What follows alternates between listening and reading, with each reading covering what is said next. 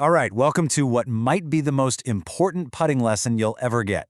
You know, most golfers, they're obsessed with having a perfect pendulum-like stroke. And look, that's important, I get it, but it's not the whole story. Not even close. Because the real secret to sinking more putts, well, it has almost nothing to do with your stroke. It's all about what happens before you even pull the putter back. Let's dive in.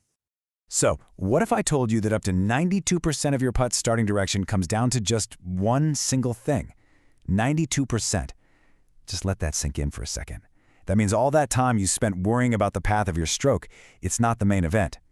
So what is this one huge game-changing factor? It's the putter face. That's it, plain and simple. It's the angle of your putter face at the exact moment it touches the ball. I mean, if that face is perfectly square to where you want to go, the ball starts right on line. But if it's off by even half a degree, you're going to miss. So the big takeaway here is, your aim right at the beginning is everything. And that's the million-dollar question, isn't it? We get so obsessed with perfecting our motion, our arc, our follow-through, that we totally forget about the most important part. Are we even aimed correctly to begin with? Well, today we're going to flip that script. We're going to build a system that guarantees you're aimed right where you need to be every single time. You know, this whole thing starts way before you even take your stance over the ball. It starts with calibrating what your eyes are telling you from behind the ball. This is where we lay the foundation for a perfect putt. So, to read any green like a pro, you've got to find what's called the fall line. The easiest way to think about it is, if you just poured a bucket of water on the green, which way would it run? That path, that's your fall line. It's the path of gravity, and it's what's going to tell you how the ball is naturally going to break. Understanding this is absolutely key. Okay, so you've found your fall line. Now, I want you to pick a spot on that line that is exactly 25 centimeters. That's about 10 inches, right in front of your ball. And no, this is not some random number I just pulled out of a hat. This is a very, very specific distance, and it's actually based on how your own body, your own vision works. So why 25 centimeters? It's all about your biology. It's not guesswork. See, that 25 centimeter mark is the absolute sweet spot in your sharpest field of vision.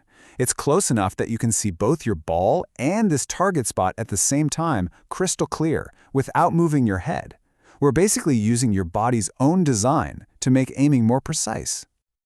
All right, so we've read the green, we've picked our 25 centimeter target. Now let's get into the real heart of the Puttalyze system. It's a simple, repeatable routine that literally uses your own body to get rid of aiming mistakes for good. Now, this is going to feel a little weird at first, but trust me, it's an amazing way to create your own personal aiming site. So if you're a right-handed golfer, close your left eye. Now keep your head level, don't tilt it, and just rotate your head. You'll see this natural V shape that's formed by your nose and your eyebrow. You're going to line that V up so it points directly at your 25 centimeter aim point. This little trick just cuts through all the visual noise and gets rid of parallax error, which is what causes so many missed putts. Okay, once you've locked in that visual line, here's the absolute T mechanical step. Before you even think about taking your stance, place your putter down and set the face so it is perfectly square, a perfect 90-degree angle, to that line you've just created. You are now mechanically locked onto your target before your feet have even moved.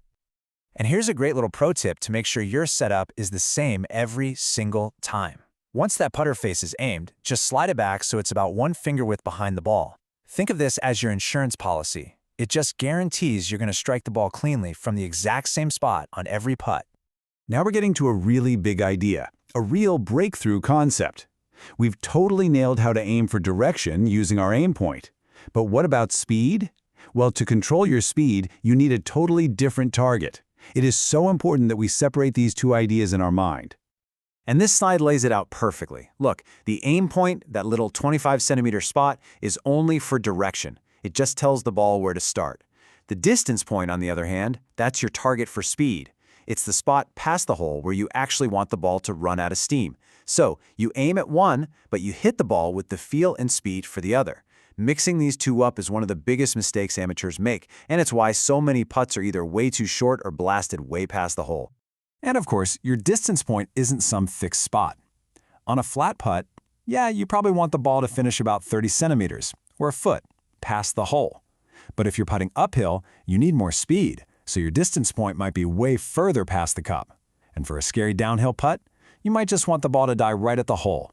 You have to adjust this target based on the slope to really control your speed. So we've got the theory, you get it, you understand the aim point and the distance point, but knowing this stuff in your head is one thing. How do we turn it into a real skill that you can trust when you're out on the course under pressure? Well, it all comes down to how you practice. This right here, this is the single most important rule for making this system work.